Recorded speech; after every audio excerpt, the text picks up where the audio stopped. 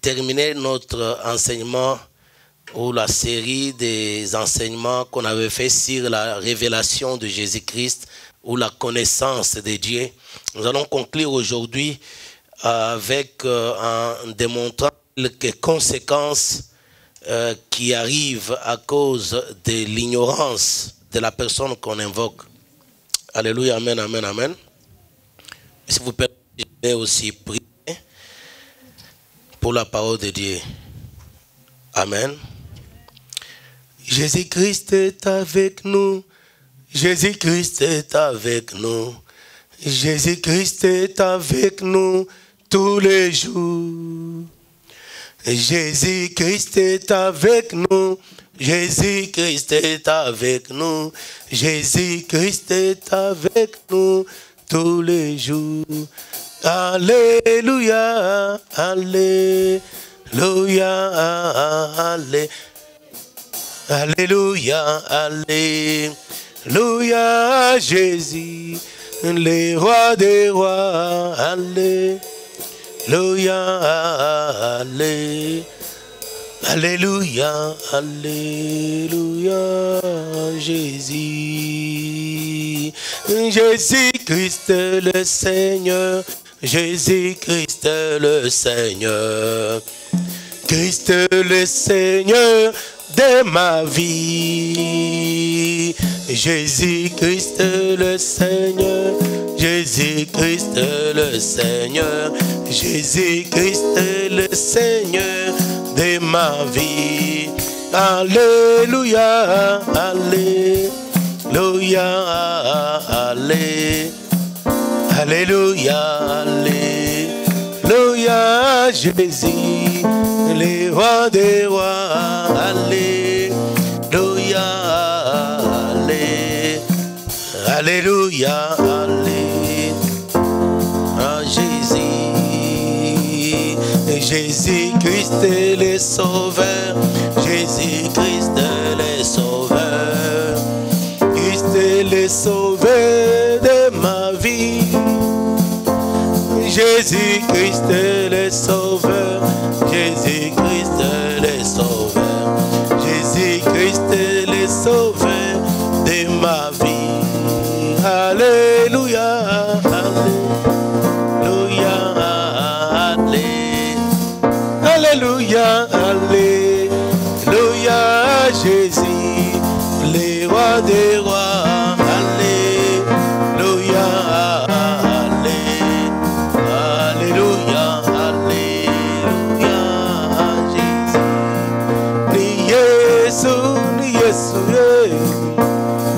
Yes, yo, yo, yo, ni Yesu, ni Yesu, ni Yesu.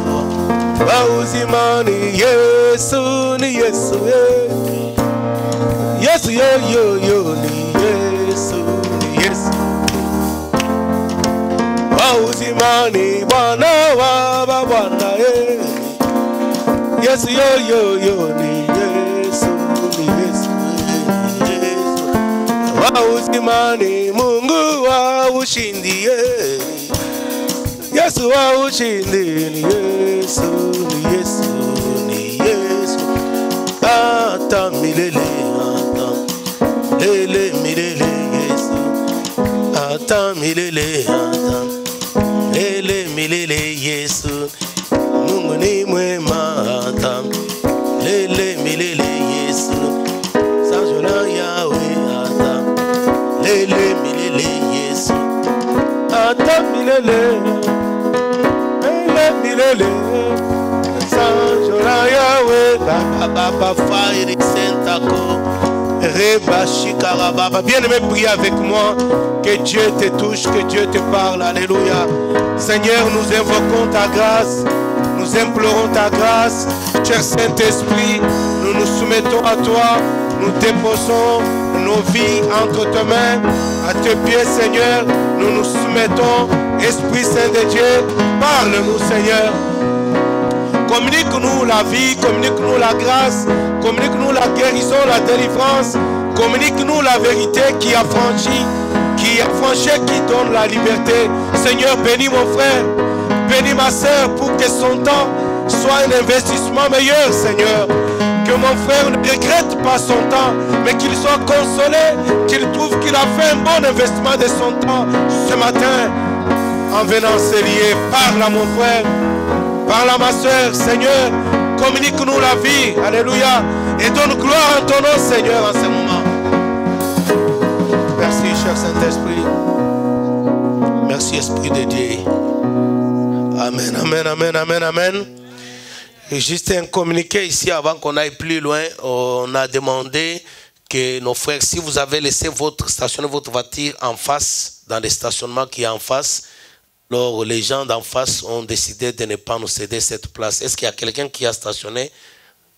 Ok, là, il faut rapidement aller enlever la voiture. Je vais vous donner des jeunes gens, non aussi, c'est le papa Sam. Tu prends les clés et puis il y a un autre jeune qui sait conduire. Prenez les clés des parents qui sont là, prenez leur voiture.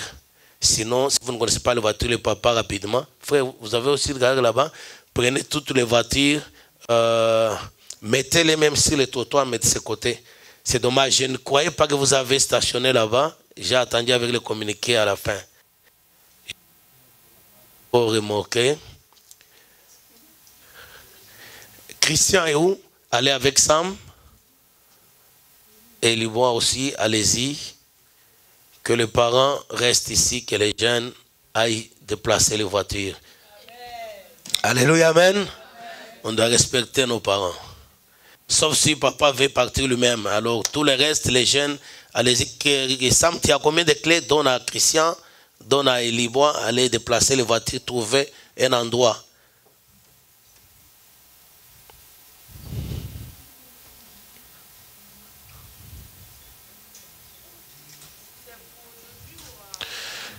Non, ils ont refusé avant, ils nous laissaient, ils ont refusé de ne pas garer en face. C'est pourquoi prenez l'habitude de venir à temps pour avoir le stationnement de notre... On a quand même un stationnement qui peut suffire pour nous. Ici, toute cette place, c'est pour nous. Sauf que quand vous venez en retard, il y a des autres églises qui s'y mettent. Alléluia, amen. Nous allons parler du sous-thème intitulé l'idolâtrie. L'idolâtrie, c'est adorer quand on adore une créature. C'est ce qu'on appelle l'idolâtrie. Alléluia. Donc on adore une idole. Une idole, ça peut être une créature créée par les hommes. Généralement, on nous disait, on a toujours pensé, les chrétiens ont tendance à croire qu'une idole, c'est une statuette. C'est ce qu'on pensait avant. Mais une idole, ça peut être aussi un homme. Ça peut être aussi une voiture. Il y a les gens qui vouent à la voiture un culte, qui adorent leur voiture. Il y a une vingtaine d'années, j'ai été envoyé dans un couple pour régler un problème entre papa et maman, des papas qui ont des enfants de mon âge. Et on m'a envoyé régler le problème là-bas. Et tout ce qu'ils avaient comme problème, ils se disputaient juste la voiture. Donc, quand maman demandait la voiture de papa pour faire les courses, papa disait non, je ne peux pas te céder ma voiture parce que tu vas aller me la détruire à cause de la jalousie. Alors, papa disait que la voiture, c'était sa deuxième femme. Et en tant que tel, il ne peut pas la laisser entre les mains de la première femme parce qu'à cause de la jalousie, elle va lui détruire sa deuxième femme. Alléluia. Donc, vous comprenez, quand la voiture est comparée à la femme, ça devient une idole. Et une idole n'est pas seulement aussi la voiture ou les objets. Une idole, ça peut être aussi une personne. Alléluia. Une personne qui prend la place de Dieu. Donc, toute chose ou toute personne qui prend la place de Dieu, qui prend le respect qu'on devait donner à Dieu, la gloire qu'on devait donner à Dieu et toute la vénération qu'on peut donner à Dieu, cette personne-là ou cette chose-là devient une idole, ça devient Dieu. Alléluia. Et l'adorer, lui donner tout le respect possible, c'est l'idolâtrie. C'est ce qu'on appelle idolâtrie, donc adorer une créature.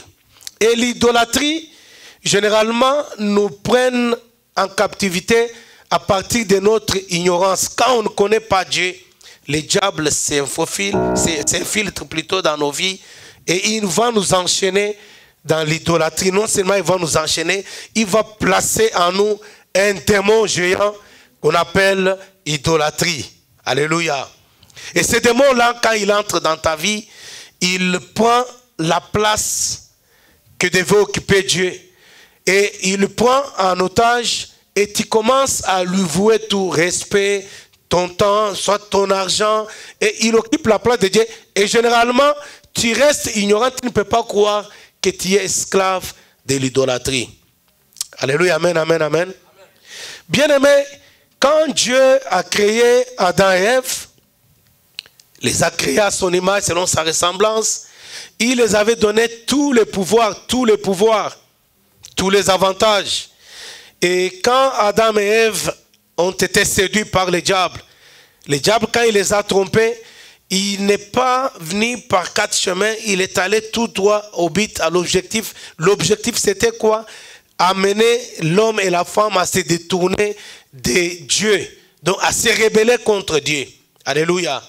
Et le diable, qui lui-même était créé par Dieu, c'est une créature de Dieu, mais qui occupait une place, comme je peux dire aujourd'hui dans les termes mondains, il était comme un premier ministre dans le royaume de Dieu, mais il avait cherché à prendre la place de Dieu.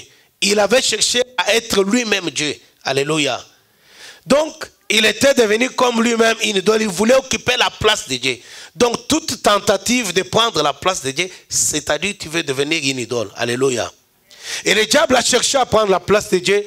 Et c'est ainsi qu'il est devenu diable. Il a été précipité parce que finalement, Dieu ne cède jamais sa place ni sa gloire à une personne ou à une chose. Alléluia. Et Dieu l'a précipité, il est devenu diable.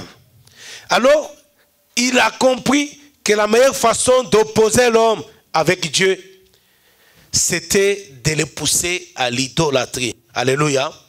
Mais le diable, qui savait, quand bien même il était considéré comme premier ministre, il occupait un rang élevé en rapport avec les anges, en rapport avec les autres créatures, pas en rapport avec l'homme. Parce que l'homme était l'image de Dieu. Même quand le diable n'était pas encore diable, l'homme était toujours supérieur au diable parce que l'homme était créé à l'image de Dieu, selon la ressemblance de Dieu, avec tous les pouvoirs et la puissance. Donc l'homme était créé comme Dieu. Et l'homme était Dieu. Ce n'est pas moi qui dis, c'est la parole de Dieu qui dit. Alléluia, amen. Donc le diable ayant envié la place de Dieu et ayant échoué, il a cherché à prendre la place de l'homme. Et là aussi, il a échoué, mais au moins il a entraîné avec lui dans la chute l'homme. Alléluia. L'homme a péché à cause de ça. Le péché de l'homme, ce n'était pas le mensonge, ce n'était pas l'insulte, ce n'était pas la fornication, c'est tout simplement l'idolâtrie. Il voulait prendre la place de Dieu. Le diable lui a dit, si tu manges les fruits que tu vois là, Dieu sait, si Dieu te l'a interdit, parce qu'il sait que si tu manges ces fruits-là, tu deviendras comme lui. Alléluia. Mais l'homme était comme Dieu. Amen, amen. Bien aimé, quand tu ignores, la Bible dit, mon peuple périt faute de connaissances. L'ignorance va te tuer. Et l'ignorance a déjà tué beaucoup de gens. Et l'ignorance a détruit l'église de Dieu aujourd'hui. Alléluia, amen. Le diable, sachant que l'homme est ignorant de son identité, il a cherché à lui vendre par le mensonge ce qu'il était réellement. Dieu sait que si tu manges ces fruits-là, tu deviendras comme lui, donc tu deviendras Dieu. Mais Dieu avait créé l'homme à son image, selon sa ressemblance, avec tous les pouvoirs et la puissance, afin qu'il domine, alléluia, qu'il domine sur toute la création, donc il domine même sur le diable, parce que le diable faisait partie de la création de Dieu. Alléluia, amen. Mais parce qu'il ignorait, le diable a cherché à lui vendre les vents. Vous savez, l'idolâtrie s'est infiltrée même à l'église aujourd'hui, et on est en train de vendre des illusions. Alléluia. Ça n'a pas commencé avec nous, c'est depuis là, avec le diable. Des vents du vent.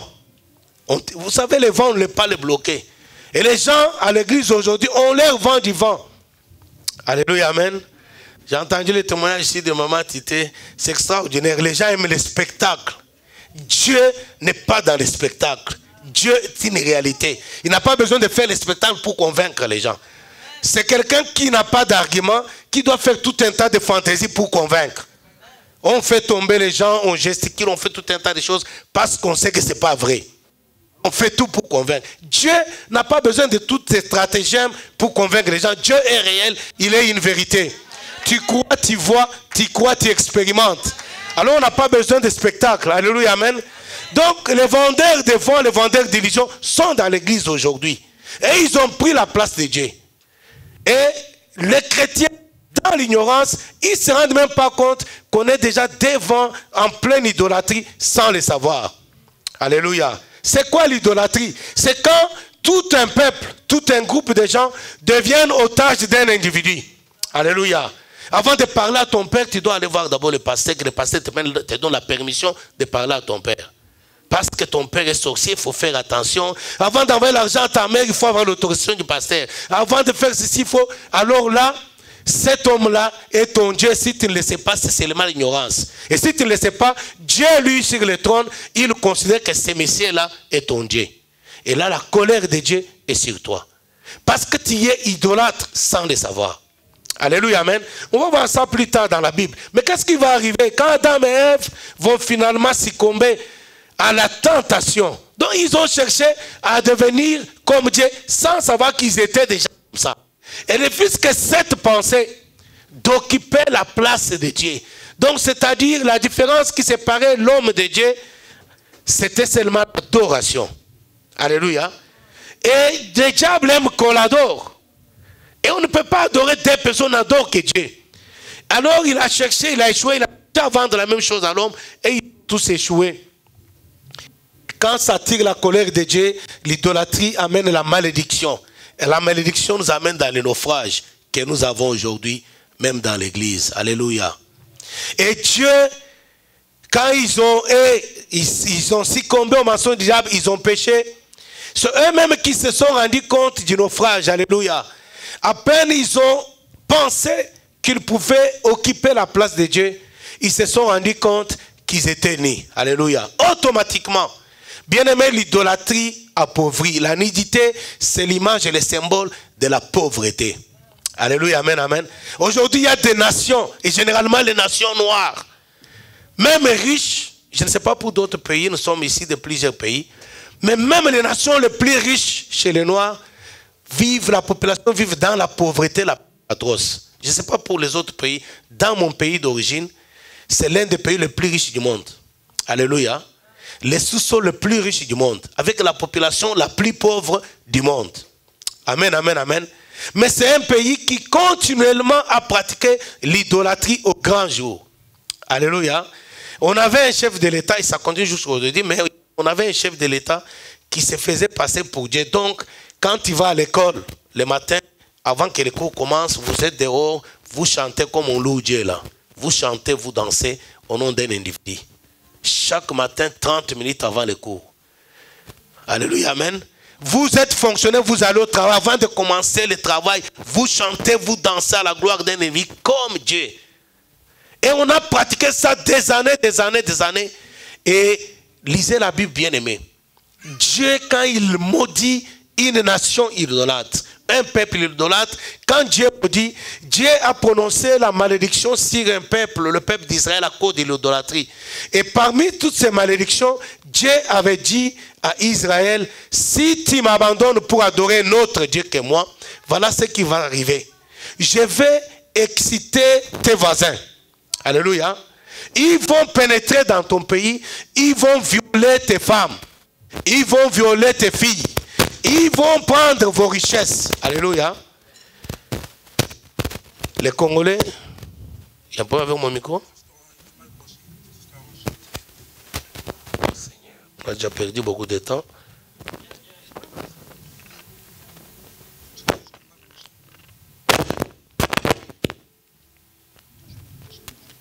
Est-ce que tu peux faire vite?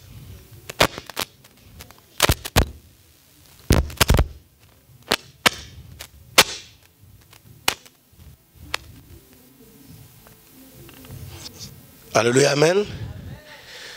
Et ceux qui connaissent la République démocratique du Congo, ils vivent ça. Des petits pays qui ne représentent rien, ils se sont introduits, ils ont occupé les territoires. Et ça fait plus de 12 ans que ça dure. Les femmes sont violées, les enfants sont violés, toutes les richesses. Et ces petits pays-là, aujourd'hui, sont proclamés pays producteurs du coltan. Et ils n'ont pas de coltan, c'est le minerai. Les coltans viennent de mon pays. Premier pays producteur de l'or. Ils n'ont pas de l'or chez eux. Ce sont des verts. Et la seule richesse qu'ils ont, c'est l'élevage et l'agriculture. Alléluia. Et là, les gens ne comprennent pas. Mais qu'est-ce que Dieu avait dit? J'exciterai tes voisins, ils vont entrer chez toi, ils vont piller, ils vont violer, ils vont laisser la désolation. Et depuis plus de 12 ans, on compte plus de, je ne sais pas, 6-7 millions de morts. Dans cette mascarade-là. L'idolâtrie appauvrie. Adam et Ève, après qu'ils aient tombé dans l'idolâtrie, la Bible dit qu'ils se sont rendus compte qu'ils étaient nus. Alléluia. Brusquement, subitement, ils sont devenus pauvres. Non seulement ils étaient nus, mais ils avaient perdu tous les pouvoirs, y compris sur le diable. Amen, amen, amen. Et la Bible dit qu'ils sont allés se cacher loin de Dieu. Et quand Dieu vient, la Bible dit que Dieu a commencé à chercher l'homme, à crier l'homme. Où est-il? Bien aimé, j'aimerais ce matin que cette question-là t'interpelle. Où est-il? Considère ta vie, évalue ta vie, fais l'évaluation de ta vie. Où est-il par rapport à ta formation académique et consort? Où est-il par rapport aux ambitions que tu avais quand tu étais jeune? Où es-tu présentement par rapport à ta destinée? Il faut faire l'évaluation, c'est ça le vrai christianisme.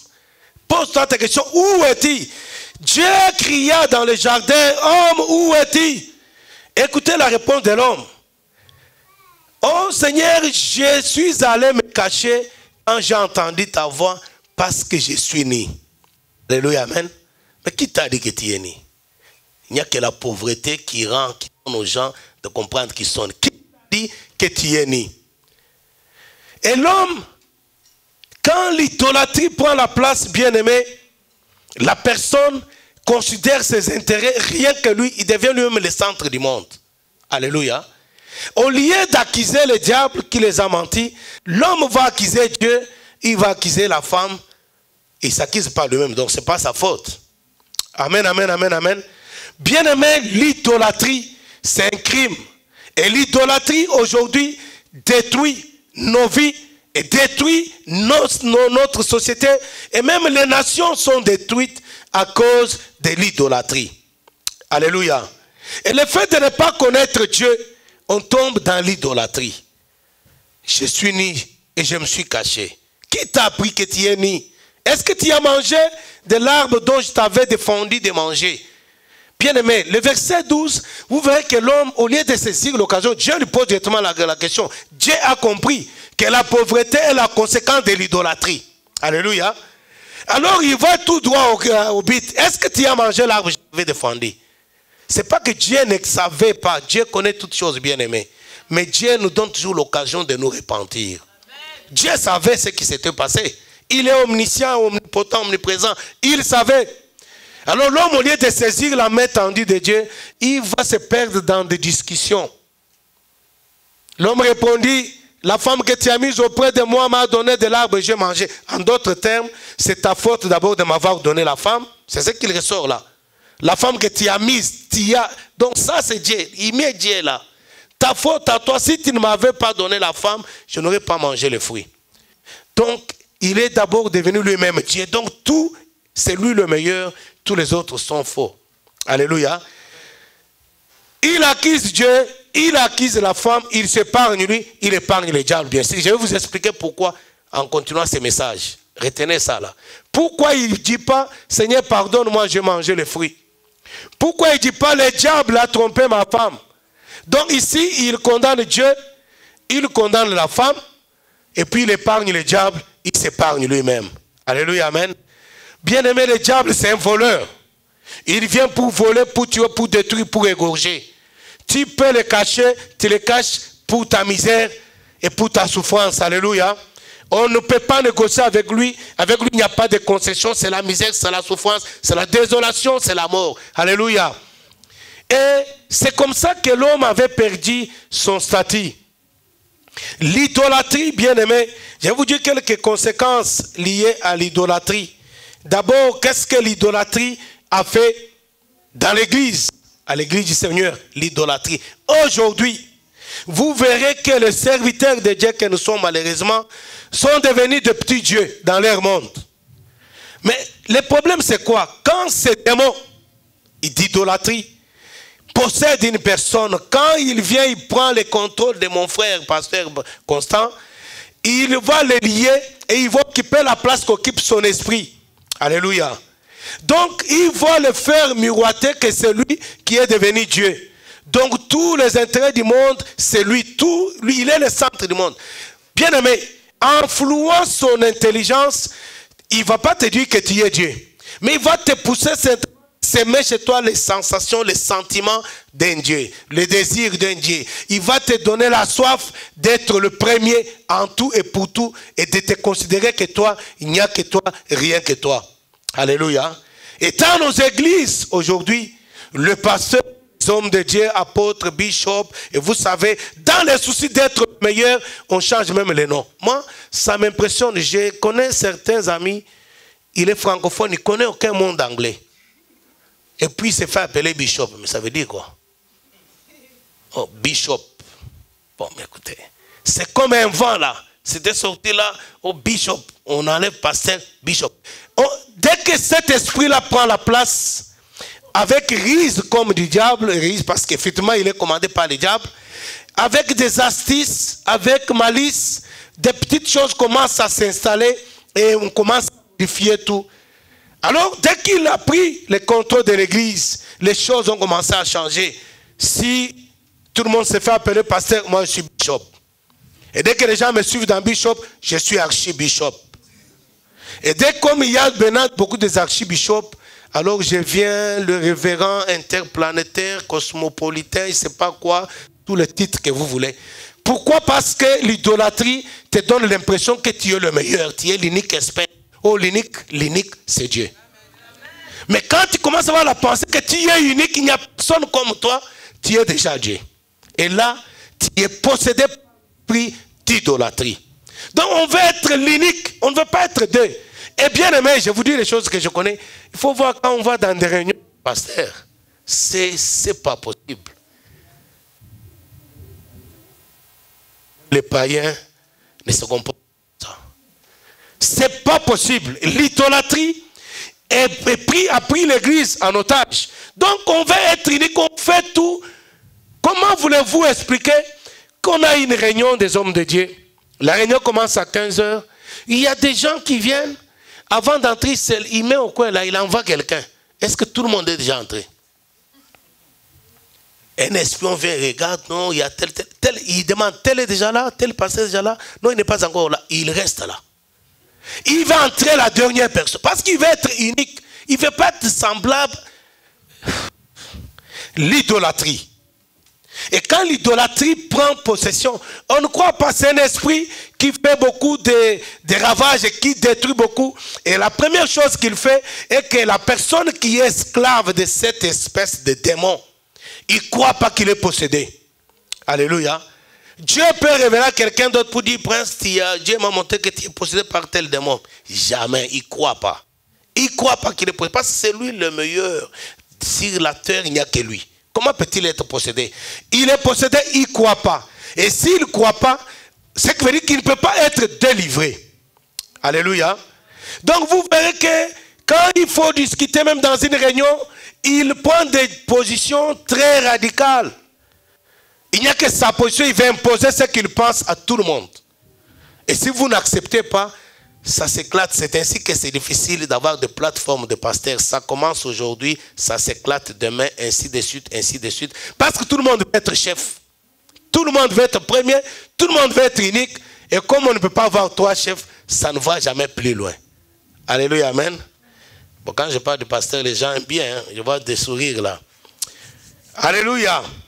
Ça, c'est l'idolâtrie qui a pris position dans l'église. Les églises sont identifiées au nom de leur pasteur. On ne connaît pas le nom des églises. Oh, j'ai pris dans l'église du pasteur X, j'ai pris dans l'église du pasteur. Mais quel est le nom de cette église-là? Personne ne connaît. Donc, c'est le nom, c'est le culte de personnalité. Parce que matin, midi, soir, on fait les éloges, le mérite. Il y a des églises, même il y a une grosse photo comme ce tableau-là du pasteur. derrière là. Tout le monde, quand il entre, il voit. La chaise du pasteur, c'est la meilleure chaise. Elle est différente de toutes les chaises. Parce qu'il est unique. Est-ce que vous comprenez ça? Entrez dans les églises. Allez dans les églises. Vous verrez une chaise différente de toutes les chaises. C'est la chaise du pasteur principal. Parce qu'il est... Il n'y a que Dieu qui est unique.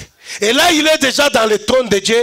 Mais parfois, il est ignorant, le pauvre monsieur, il ne sait pas. Mais il est déjà Dieu. Et là, la colère de Dieu est déjà là. La malédiction est déjà là. Amen, amen, amen, amen. Qu'est-ce que l'idolâtrie fait dans la société, dans nos familles d'abord? Comment il fait pour détruire le foyer? Dès que dans les couples, une personne, une femme, si une femme est possédée par ces démons, là, il devient rebelle à l'autorité parce qu'en fait, c'est lui numéro 1. Alléluia. Même si elle est en jupe, les mamans m'excusent, je vais parler aussi de papa. Amen, amen, amen. Même si elle est en jupe, mais elle fonctionne comme un homme. C'est elle qui dirige, c'est elle qui domine, c'est elle qui doit. C'est ça qu'elle dit que tout le monde doit obéir. C'est ça ou c'est rien. Et des pauvres messieurs, maris, sont en train de subir les dictats. Surtout si c'est en Occident, vous comprenez, le gouvernement aussi, dirigé par le diable, s'implique là-dessus. Les femmes ont plus de lois, ils ont plus de droits que les hommes, ainsi de suite. Tout ça inspiré par le diable. Vous savez, j'aimerais dire au papa et aux jeunes mariés ou les jeunes qui veulent se marier, quand tu vas ici, ça c'est un avocat ici, québécois qui m'a dit, quand tu vas en cours avec une femme, tu comprends, Prince? Quand tu vas t'épouser, te marier là, quand tu vas en cours avec une femme, tu as déjà échoué le procès à 50%. Ça, c'est un avocat québécois qui me dit. Est-ce que tu comprends ça? Donc, quand tu vas devant le cours là, on a déjà tranché le problème avant le jugement. Avant le procès, tu as déjà perdu le procès à 50%.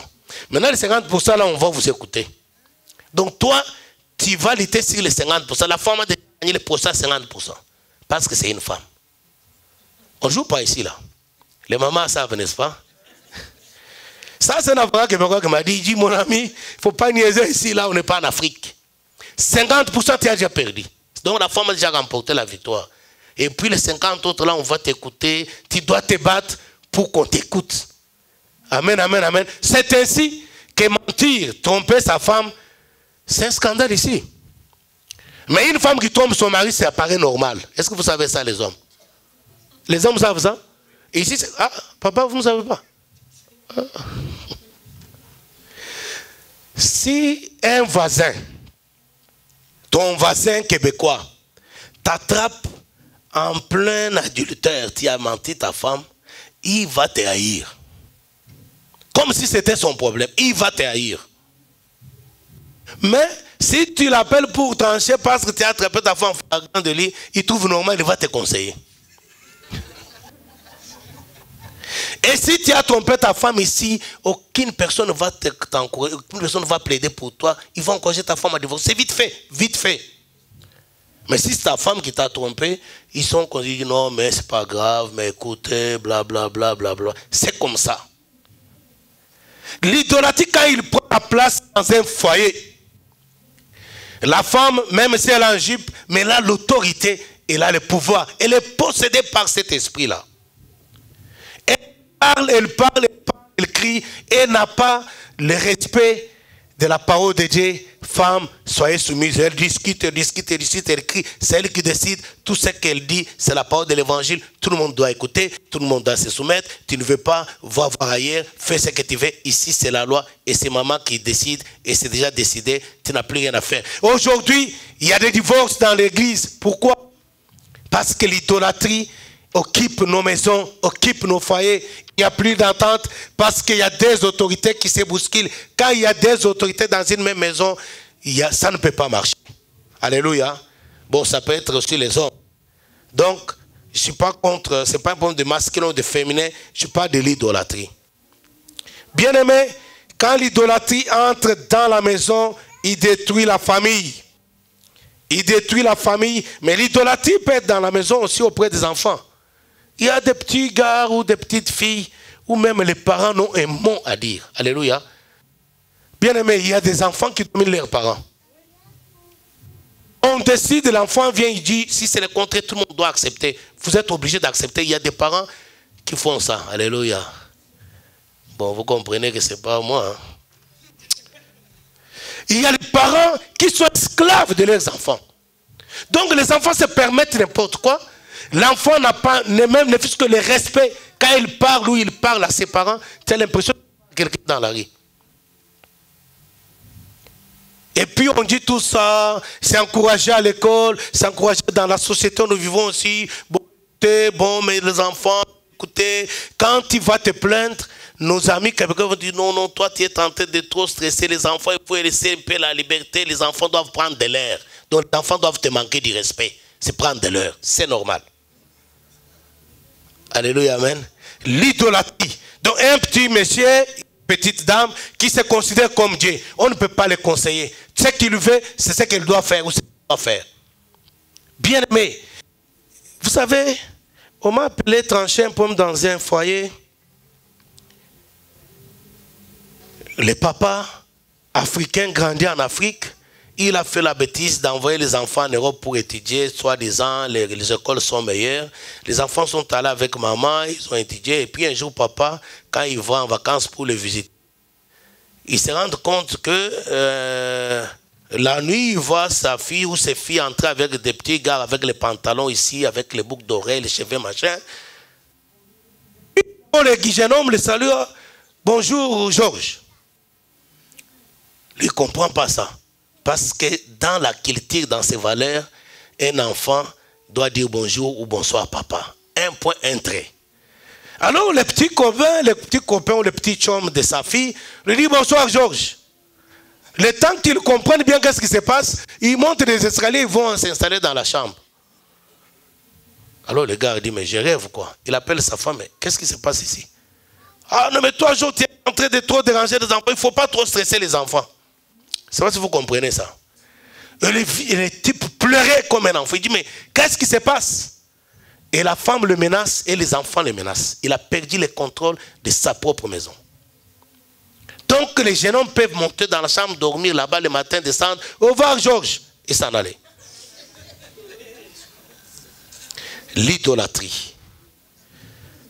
Quand ça prend la famille, l'idolâtrie, quand ça prend la direction d'une nation, nos pays, je parlais de mon pays tout à l'heure, quand l'idolâtrie s'installe à la tête du pays, c'est la désolation, c'est le chaos, la pauvreté. C'est toutes sortes de calamités sur le peuple qui gémit. Pourquoi? Parce qu'un pays qui a pratiqué l'idolâtrie s'attire toute la malédiction, la colère de Dieu. Mais parce qu'il y a un idolâtre à la tête du pays. Nos pays, je parlais de l'Afrique, vous pouvez voir Haïti, c'est un pays idolâtre, avec les vaudous. Écoutez, les frères et sœurs haïtiens vont dire, j'ai rencontré des pasteurs, il est pasteur, mais il croit au vaudou. Alléluia. Il est pasteur, il croit en Dieu, il dit oui, mais il croit aussi au vaudou, il dit que c'est normal. Donc, c'est une idolâtrie. Mais regardez qu'est-ce qui se passe en Haïti. C'est des tremblements de terre, c'est des famines, c'est des ceci, cela. C'est pas normal, c'est la colère de Dieu, c'est la malédiction de Dieu, parce que le pays tout entier est dans l'idolâtrie. Alléluia, amen. L'idolâtrie. Quelles sont les conséquences de l'idolâtrie? Comme je dis là, on va lire Luc chapitre 8. Rapidement, on va terminer par là. Luc chapitre 8. Verset 22 jusqu'au verset 25. Bien-aimé, l'ignorance, quand on ne connaît pas Dieu, parce qu'il y a toujours un être suprême, et c'est Dieu pour ce qui nous concerne. Mais le diable, il fait miroiter, il trompe les gens. Alors si tu ne connais pas Dieu, crois-moi, tu es esclave du diable. Le diable va s'arranger pour qu'il te prenne la place que Dieu pouvait prendre. Et qu'est-ce qui va arriver? Ce qui va arriver, c'est le naufrage. Bien aimé, on nous parle ici du naufrage dans ce texte. Et pourquoi le naufrage arrive à ce frère bien aimé? Parce que non seulement ils ne connaissent pas Dieu, mais parce qu'ils étaient idolâtres. J'aimerais que quelqu'un m'écoute très bien. Parce qu'il y a beaucoup de gens dans cette salle idolâtres. Il y a beaucoup de gens dans cette salle qui sont eux-mêmes Dieu. Tu es un petit Dieu dans ton monde. Il n'y a que toi. Si tu veux savoir les signes que tu es déjà un petit Dieu, tu n'écoutes jamais un conseil, sauf si le conseil te plaît. Si le conseil est dans le sens contraire de ce que tu veux, tu n'acceptes jamais. Si tu veux savoir le signe que tu es Dieu, toi-même, ton ego, si tu es touché, ton ego est blessé, si ton ego est maltraité, si tu sens qu'il y a quelque chose qui te touche, tu sens tellement mal, la colère vient, et quand la colère arrive, tu parles sans respect, sans retenir, devant n'importe qui. Devant toi, il n'y a aucune autorité. Il n'y a ni l'autorité parentale, encore bien l'autorité divine, ni l'autorité parentale, ni les droits de naissance. Il n'y a rien du tout. Tu es Dieu. Alléluia. Il y a plusieurs signes. C'est lui qui est idolâtre, c'est lui-même qui dirige sa vie. Il est Dieu, c'est lui. Donc, si Dieu peut lui parler, à moins que Dieu lui parle selon ce qu'il veut. Est-ce que quelqu'un m'écoute? À moins que Dieu lui parle selon ce qu'il veut. Si Dieu me parle selon ce que je ne veux pas, il n'écoute pas parce que lui, il est Dieu. Dieu est inférieur à lui. Donc tout ce que je veux, c'est ce que je fais. Même si Dieu me dit, il y a des gens à l'église, tu lui dis, mon frère, ne fais pas ça. Il y en a qui pensent qu'ils sont très indignés. Non, pasteur, il faut que Dieu me parle moi-même. Alléluia. Quand tu lui dis, Dieu m'a dit de te dire, il dit, mais pasteur, Dieu peut me parler aussi moi-même. Amen, amen, amen, amen. J'aimerais dire à quelqu'un qui a cette habitude-là, va lire le livre d'Actes des Apôtres, chapitre 5. Il y a Ananias et Saphira. Ces deux personnes-là idolâtres. Parce que quand on est idolâtre, on ne peut même pas donner son argent. C'est d'abord moi, c'est toi d'abord, Dieu a pris. Moi d'abord, Dieu a pris. Quand il y a un problème d'argent, c'est toi d'abord, Dieu a pris. N'importe quoi, c'est toi d'abord. Ananias et Saphira, c'était eux d'abord. Pendant que tout le monde vendait leurs biens, leurs propriétés, amenait l'argent à l'église, on partageait, partage égal entre tous les membres de l'église. Et comme ils étaient Dieu, ils ne pouvaient pas partager comme tout le monde. Ils vont vendre leurs biens, ils vont cacher une portion de vente. Ils vont amener une autre portion à l'église. Alléluia. Et Simon-Pierre est là. Quand il leur parle, il dit ceci, Ananias et Saphira. Qu'est-ce qui vous a poussé à tromper Dieu? Alléluia. Qu'est-ce qui vous a poussé à tromper Dieu? Il ne dit pas qu'est-ce qui vous a poussé à me tromper. Il dit qu'est-ce qui vous a poussé à tromper Dieu? Est-ce que c'est à ce prix-là que vous avez vendu votre... Et puisque vous avez trompé Dieu, il les a maudits. Il n'a pas dit Dieu va vous punir. Il a dit, c'est l'homme qui est venu le premier, il a dit... va mourir et l'homme est tombé sur place, il est mort. Il n'a pas dit Dieu dit tu vas mourir. Il a dit tu vas mourir. Pourquoi? Parce que l'Esprit de Dieu était en lui et Dieu parlait par sa voix. Si tu as l'habitude de dire au pasteur que Dieu me parle aussi, c'est bien. Dieu parlait un jour. Tu parles de méditer Actes chapitre 5. Et un jour, Jésus monta dans une barque avec ses disciples. Il leur dit, passons de l'autre côté du lac et ils partirent. Pendant qu'ils naviguaient, Jésus s'endormit. Un tourbillon baraque se remplissait d'eau et ils étaient en péril. Verset 24. Ils s'approchèrent et le réveillèrent en disant, Maître, Maître, nous périssons. S'étant réveillé, il menaça le vent et les flots qui s'apaisèrent et le calme revint. Puis il leur dit, où est votre foi? Saisis de frayeur et d'étonnement, ils se dirent les uns aux autres, quel est donc celui-ci qui commande même au vent et à l'eau et à qui ils obéissent? Écoutez bien aimés, cette question-là. C'est les apôtres de Jésus qui vivaient avec lui chaque jour. Mais ils se posent la même question, qui est celui-ci? Ça veut dire qu'ils ne connaissaient pas la personne. Amen, amen, amen. Et comme ils étaient ignorants, quand il y a l'ignorance de ton identité et de la personne de Dieu, l'idolâtrie s'installe automatiquement. Comme ils étaient ignorants, bien aimés, quand Jésus entre dans leur barque, le maître qui a créé les eaux de la mer, des océans, des rivières, des ruisseaux et que sais-je encore, des marécages, quand il entre dans leur barque, ces hommes-là, qui étaient en majorité de pêcheurs, des gens expérimentés à naviguer, à passer du temps sur les eaux. Alléluia. Ils n'ont pas pris soin de dire, maître, comme tu es entré dans ma barque, et comme tu es supérieur, comme tu es prioritaire, comme tu es autorité, je te laisse la conduite. Alléluia. Il y a dans l'église aujourd'hui beaucoup ici qui viennent prier. Oui, bien sûr, tu pries beaucoup, tu parles la langue. Alléluia. C'est merveilleux. Mais pourquoi tu n'as jamais changé? Tu as une grosse Bible, tu beaucoup, tu prêches bien, gloire à Dieu, c'est bien. Il y a beaucoup de gens dans l'église et dans celle-ci idolâtres. Pourquoi? Parce que depuis que tu as cru en Christ, depuis que tu prétends que tu es chrétien, chrétienne, mais ta vie, c'est toi qui es le chef, c'est toi qui conduis ta vie, c'est toi qui la diriges. Jésus, ce n'est qu'un petit bonhomme, un pauvre monsieur qui dort tranquillement dans ta vie. Et la preuve est qu'il n'agit pas dans ta vie parce qu'il dort. Alléluia. Est-ce que Jésus est dans ta vie? Oui, il est dans ta vie, je crois. Parce qu'il a reçu comme ton Seigneur Sauveur. Est-ce qu'il agit? Non, il agit. Toi, tu as de preuves. Il n'agit pas parce qu'il dort dans ta vie. Jésus n'agit dans la vie où le Maître suprême et dans la vie où lui est en train de conduire. Ce n'est pas dans la vie qu'une dame. Tu conduis ta vie toi-même et Jésus, si tu ne donnes pas la job, il va dormir. Et il est entré dans la barque de ces messieurs.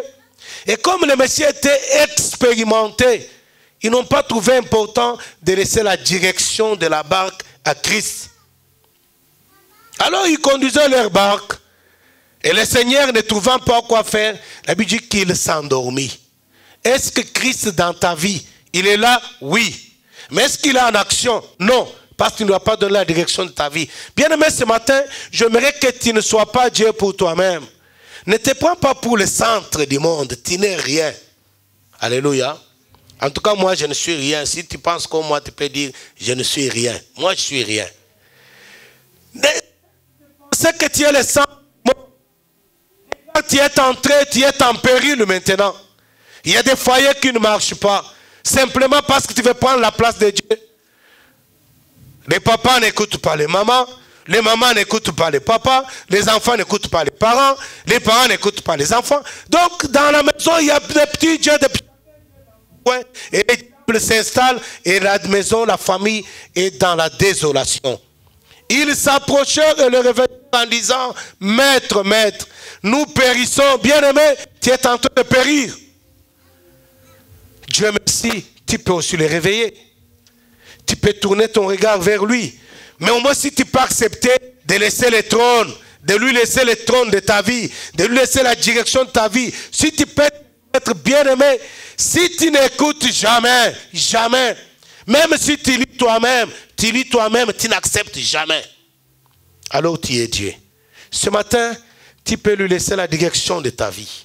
Parce que là, ta vie est en péril. Même si tu n'as pas encore remarqué, bien-aimé, la barque de ta vie, elle va couler sûrement. Parce que si ce n'est pas le maître qui conduit ta vie, si tu la conduis toi-même, ou c'est ta tante, ou c'est ton oncle, ton père, ta mère qui conduit ta vie, vous coulerez tous. Ces gens, bien qu'expérimentés, mais ils ont été menacés par les vents. Nous périssons. S'étant réveillé, il menaça les vents et les flots qui s'apaisèrent et le calme revint. Bien-aimé, tu as besoin que le calme revienne. Ta vie est en plein tourment, en pleine tempête. Pourquoi? Parce que tu as dit, tu as accepté Jésus-Christ. Oui, c'est bien-aimé, ils avaient accepté de prendre Jésus-Christ avec eux dans leur barque. Mais le problème, c'est que la direction de la barque est entre leurs propres mains. Depuis que Christ est dans ta vie, si réellement il est ton Seigneur, est-ce que c'est lui qui conduit ta vie? Si réellement il est ton Sauveur, est-ce que c'est lui qui dirige ta vie? Et dans quel domaine tu lui es soumis? Dans quel domaine tu es obéissant? Bien-aimé, le Seigneur a besoin de toi. Pas tel que tu es, il a besoin de te restaurer. Parce que ta vie, elle est nulle. À tes propres yeux, elle est nulle. Et si elle est nulle à tes propres yeux, penses-tu que ta vie, elle éblouit qui? Un chrétien, sa vie devrait éblouir parce que Jésus a dit, tu es la lumière du monde. Et Jésus-Christ lui-même, qui est la lumière, s'il habite dans ta vie, la parole de Dieu déclare que cette lumière est la véritable lumière qui, en venant dans le monde, éclaire tout homme. Il aurait pu éclairer ta vie, il aurait pu avoir de l'éclat et il pouvait attirer les gens. Sinon, tu aurais pu attirer tous les membres de ta famille ici parce qu'ils allaient voir que tu es avec Dieu. Mais parce qu'il est dans ta vie, mais que c'est toi qui diriges ta vie, il dort. Et quand il dort, la barque va couler. Quand il dort, tu seras exposé aux menaces, à toutes sortes de menaces. Et ta vie est en train de couler. Tu peux te ressaisir, tu peux te réveiller, tu peux crier à Jésus-Christ en acceptant de lui donner la direction de ta vie. Tu lui as donné ta vie, oui, mais tu ne lui as pas donné la direction de ta vie. Ce matin, bien-aimé, j'aimerais que le Saint-Esprit touche ton cœur, donne ta vie à Jésus-Christ. Pas que tu ne l'as jamais accepté, non. Donne-lui la direction de ta vie. Ou certains domaines de ta vie où c'est toi qui contrôles, c'est toi qui diriges. Laisse-les prendre la direction de ta vie. Ça s'appelle dans d'autres termes le brisement. Le brisement, c'est-à-dire mon moi, ma personnalité. Parfois, ces démons-là, je parle d'un démon, d'un esprit qui contrôle ta vie. Ces démons-là, il est difficile à détecter. Souvent, même quand on prie pour des cas de délivrance, on peut chasser tous les démons. Mais quelqu'un qui est rempli, aidé par l'esprit d'idolâtrie, on a difficile d'abord à détecter que le démon est là. Alléluia. Parce que le démon se fait passer pour la personne. Amen, amen, amen. On chasse tous les démons parce que ce sont des étrangers. Mais lui, il s'identifie à la personne. C'est le moi. Le moi, c'est un démon. Est-ce que quelqu'un m'écoute?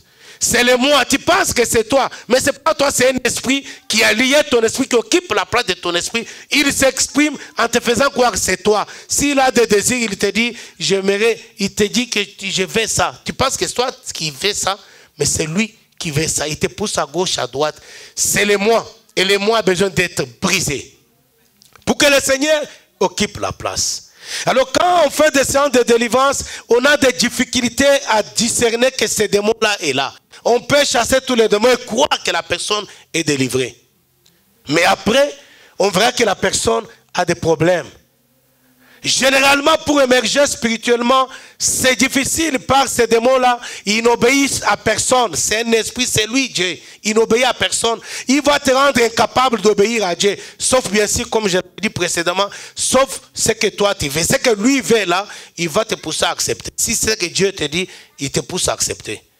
Mais si ce n'est pas lui qui veut ça, si Dieu te dit fais ça, pourquoi les gens quittent les églises? Bon, les gens quittent les églises, il y a plusieurs raisons, mais il y en a qui quittent à cause de ces démons-là. Quand on fait les choses qu'il n'aime pas lui, mais les démons qui habitent en lui, il faut que toute l'attention, que toute l'église courbe les chines devant lui. Oh, dans cette église, on ne visite pas les gens. Toi, tu as déjà visité qui? Alléluia. Quand tu étais venu ici, tu es venu pour prier Dieu ou bien pour que les gens te visitent? Oh, dans cette église, il n'y a pas l'amour. Toi, tu aimes qui? Tu es venu prier Dieu ou tu es venu pour que les gens t'aiment? Écoutez, bien-aimés.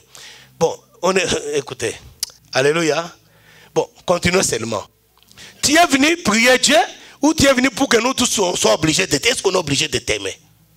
Sois sincère là. Quand tu viens à l'église, c'est pour prier Dieu, avoir le contact avec Dieu, ou tu veux que tout le monde... Oh, dans cette église, il n'y a pas l'amour. Mais toi, si tu as l'amour, toi, tu as prouvé ton amour à qui? Ça, c'est l'esprit d'idolâtrie. Oh, donc la personne est tellement pleine de lui-même que si on est même distrait parfois, inconsciemment on est distrait, on ne lui a pas dit bonjour, ça fait un problème. Oh, telle personne ne m'a pas dit bonjour. Oh, la sœur Marianne ne m'a pas dit bonjour. Il est touché, c'est un ego. C'est ce démon-là qui est touché, ce n'est pas toi mon frère. Tu es possédé par cet esprit-là. Et c'est un esprit qui veut que toute l'attention soit sur lui. Que toutes les choses, le respect, tout soit lui. Si on attire donc, il y a un autre frère qui attire l'attention vers lui, ça crée des divisions, il y a un problème de jalousie, parce que c'est un démon qui est tellement autorité qu'il a à son service plusieurs petits démons. Le premier, c'est la jalousie. Alléluia. Le deuxième, c'est l'orgueil. Il n'y a que moi, il n'y a que moi. Il y a des petits démons qui l'accompagnent. Lui, il est sur une autorité, il est sur le trône. Mais l'orgueil est là, la jalousie est là. L'orgueil, donc c'est moi, il n'y a que moi. C'est ce que tu veux qu'il faut faire. Moi, je pense qu'il faut qu'on fasse ça. Si on ne fait pas, la personne est fâche, elle quitte l'église. Si tu lui donnes un conseil qu'il ne veut pas, tu veux insister, il quitte l'église. Bien aimé, le problème, ce n'est pas l'église, le problème, c'est les démons qui contrôlent ta vie. Et bientôt, tu vas te rendre compte que la vie, si ce n'est pas déjà arrivé, la plupart des personnes sont en train d'écouler.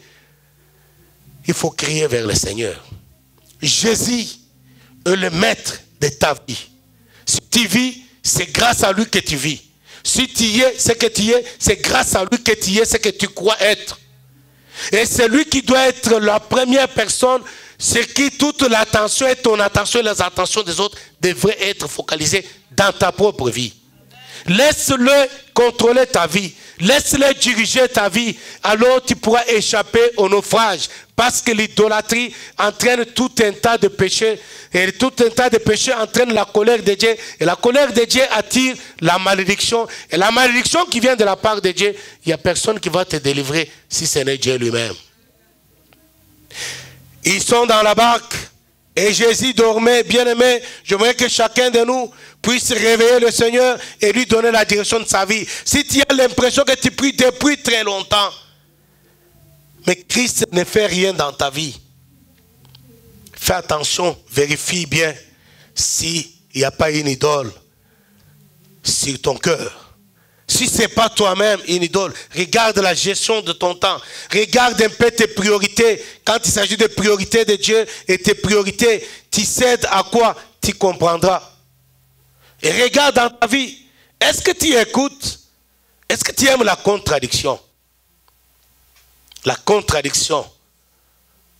Papa, maman, est-ce que dans nos maisons on aime la contradiction? Qu'on puisse nous contredire, qu'on puisse nous donner un autre point de vue différent des nôtres. Est-ce qu'on aime la contradiction? L'idolâtrie est déjà là.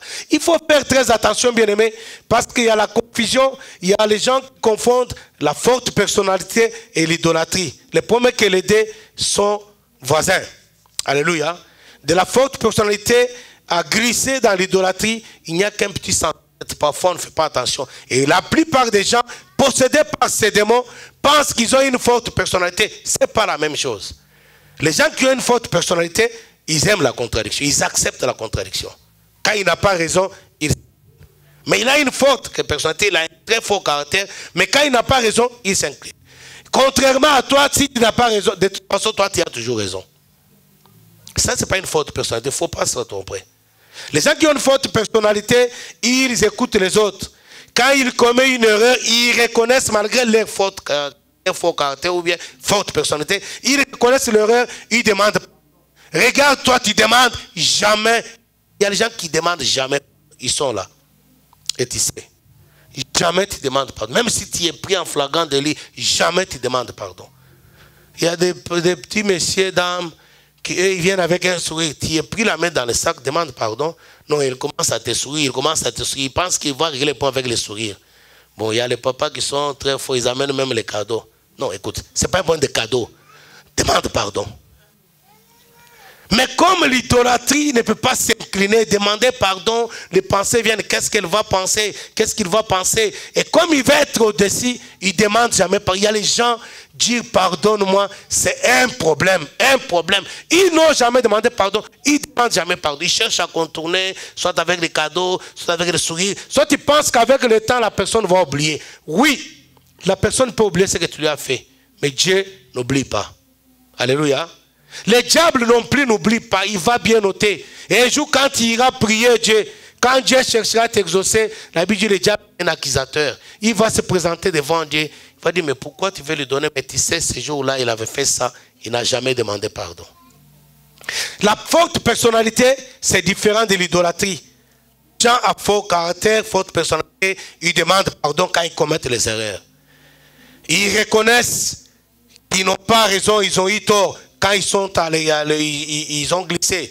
Mais l'idolâtre, lui, ne reconnaît jamais d'erreur. De toute façon, il ne fait jamais l'erreur. De toute façon, il ne fait jamais le mal. Il a toujours ou elle a toujours raison. Il n'écoute jamais personne. Regarde bien, mais tu as tout perdu. Ou tu es tenté de tout perdre. Généralement, les idolâtres n'ont pas d'amis. Alléluia. Parce qu'ils veulent écraser tous leurs amis. Et quand les amis ne veulent pas aussi se laisser soumettre, ils se séparent. Regarde combien d'amis tu avais. Tu en as combien aujourd'hui? Idolâtre. Il ne garde pas de relations longtemps. Parce qu'il veut que tous marchent comme lui veut. Et quand les autres n'acceptent pas, ça fait des problèmes, ils se séparent. Tu as tout perdu. Ne perds pas le paix des personnes qui te restent. Ne perds pas le paix des choses qui te restent. Ne perds pas le paix des relations qui te restent. Tu peux te réveiller aujourd'hui là et crier à Dieu. Ses amis, ils conduisaient la barque eux-mêmes. Et le Seigneur, dans leur vie, il dormait. On peut être chrétien et être possédé par les démons d'idolâtrie. Vous savez, pour terminer, dans cette barque, il y avait Simon-Pierre. Et Simon-Pierre, il a fait voir à Jésus-Christ de toutes les couleurs. Vous connaissez Simon-Pierre? Avant qu'il soit délivré. Et plusieurs fois, Jésus lui-même lui a dit, Pierre, Pierre, Satan vous a réclamé pour vous cribler comme le froment, mais j'ai prié pour vous. Mais toi, Pierre, quand il sera converti, alléluia, si vous êtes lecteur de la Bible, vous comprenez ce texte-là. Jésus dit à Pierre, qu'il avait pourtant consacré apôtre, il lui dit, quand il sera converti, dans d'autres termes, quand il sera délivré, soutiens tes frères, affermis tes frères. Pourquoi? Parce que ce Pierre-là, avant le baptême du Saint-Esprit, c'était un homme possédé par l'idolâtrie. Il pensait comme il voulait. Pierre, on va laver les pieds. Non, moi, on ne me lave pas les pieds. Ok, on explique, oui, lave les pieds, mais la tête aussi. Ils sont nombreux dans l'église aujourd'hui, les pierres. Alléluia, amen. Simon-Pierre, je vais bientôt mourir à la croix pour sauver le monde. Non, Seigneur, jamais cela ne t'arrivera. Plus jamais cela ne t'arrivera. Et vous savez, Jésus l'a regardé, il a vu ces démons-là. Il a dit, arrière de moi, Satan. Parlant à Pierre. Et considérez la vie de tout le temps, contradiction avec le Seigneur. Et c'est ce que tu veux, tu es toujours en contradiction avec la parole de Dieu. Va à gauche, non, tu vas à la droite. Maintenant, quand tu vas à droite, non, tu vas à la gauche. Bien-aimé, tu peux crier au Seigneur ce matin. Simon-Pierre était dans cette barque. Pierre, tu vas me nier avant que le coq chante 3 fois. Plus jamais cela va arriver. Il était plein de lui-même. Les idolâtres, ils sont pleins d'eux-mêmes. Ils croient jamais, ils croient au moins dans les études. Oh, bientôt là, tu seras le meilleur homme de Montréal. Ah, ça, il aime. Il dit, ah, bientôt là, j'ai vu, même si tu as un rêve, j'ai vu, frère, j'ai vu qu'on t'avait arrêté. Sans effet au nom de Jésus. Comme ça, il réagit. Il ne veut même pas t'écouter. Donc, alléluia. Est-ce que tu peux donner ta vie à Christ? Pas que tu ne l'as jamais accepté, mais que tu lui donnes la direction de ta vie. Parce que ta vie est en train de couler et tu as besoin du secours de l'Éternel. Alléluia, amen. Nous allons nous lever pour prier, bien-aimés.